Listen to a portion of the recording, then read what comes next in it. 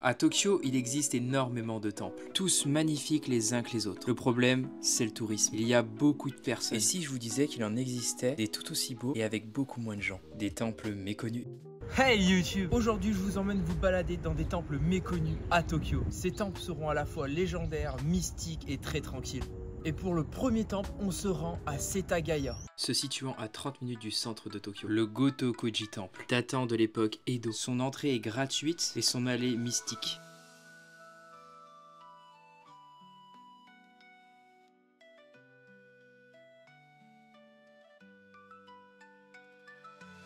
Malgré ses apparences, une étrange histoire berce ces lieux. Et ce temple est vraiment particulier, qui est connu pour apporter une grande chance. C'est donc ici qu'on va retrouver un nombre incalculable de Maneki-Neko. Les statuettes de chats qui portent chance. Quoi de mieux pour commencer cette nouvelle année?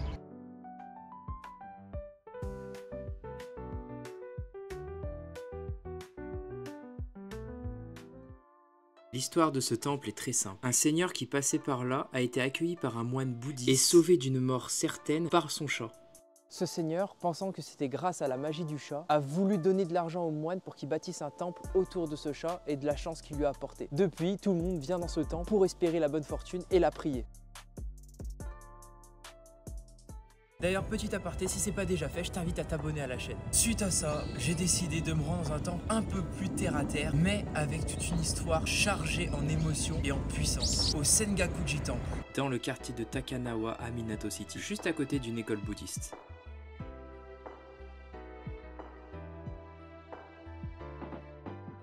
Là où sont enterrés les 47 Ronin.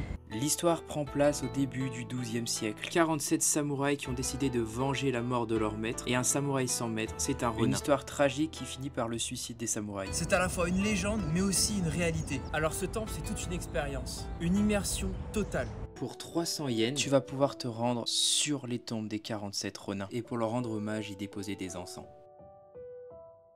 Et c'est là que je dis que l'ambiance est vraiment mystique et immersif, c'est que la paix que dégage cet endroit est juste incroyable.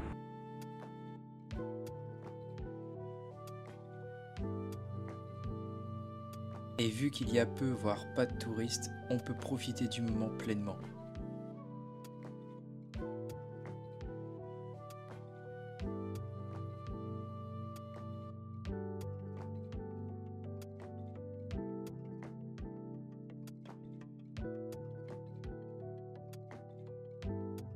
Pour la suite de ces rallyes de temples méconnus, je me suis rendu dans un temple qui date d'il y a 1900 ans. Est-ce que vous vous rendez compte de ce chiffre? C'est l'un des 10 temples de Tokyo les plus importants culturellement parlant. Et cette fois, rendez-vous dans le quartier de Bunkyo.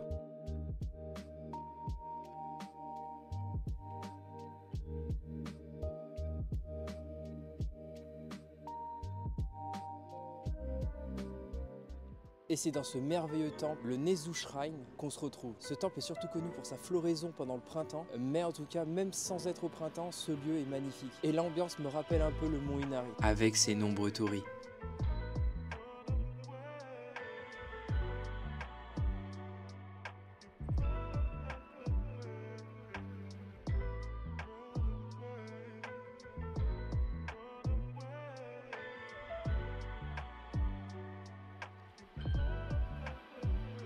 C'est précisément dans ces jardins qu'on peut retrouver pendant la période des Sakura le festival de Tsutsuji.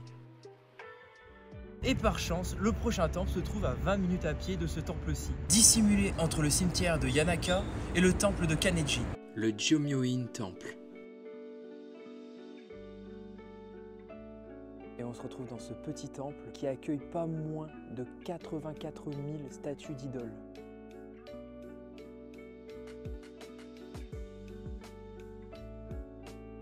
C'était la demeure d'un prêtre du temple de Kaneji. Mais ce qui explique sa petite taille, c'est qu'avant, c'était pas réellement un temple. Ça l'est devenu après. Temple d'ailleurs dédié à la divinité des pèlerins et des enfants.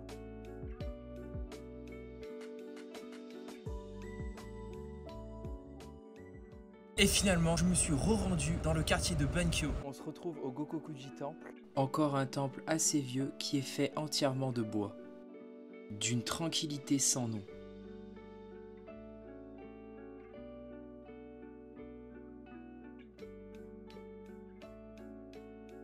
temple qui a été fondé par un shogun. Ce shogun a dédié ce temple à sa maman. On est plongé directement dans une ambiance solennelle.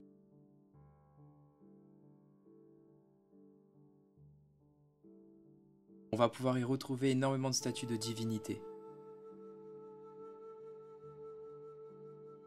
dont 2 à taille très grande. Et d'ailleurs, c'est l'un des rares temples qui a survécu à la Seconde Guerre mondiale. D'où la présence de tous ces drapeaux qui représentent tous les drapeaux du monde.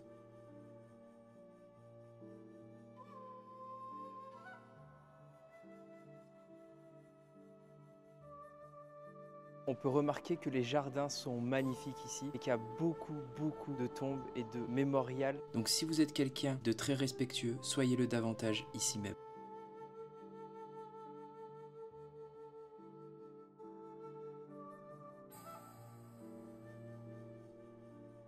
Et attention, il y a des endroits où les touristes ne peuvent pas se rendre.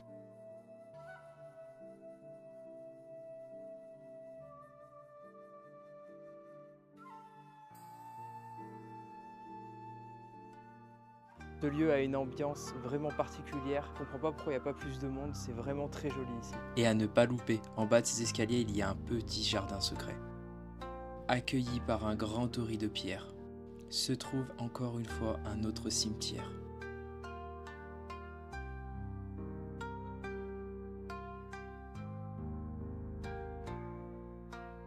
C'est un temple qui vaut vraiment le coup d'être vu. 5 temples méconnus qui m'ont permis de me ressourcer au sein même de Tokyo. Ça change énormément des gros temples à Tokyo qui sont bondés de gens. Si vous venez à Tokyo, essayez quand même de les faire parce que c'est des temples qui en vaut la chandelle. Maintenant, je t'invite à t'abonner, activer la cloche pour avoir toutes les notifications de mes prochaines vidéos. À la prochaine.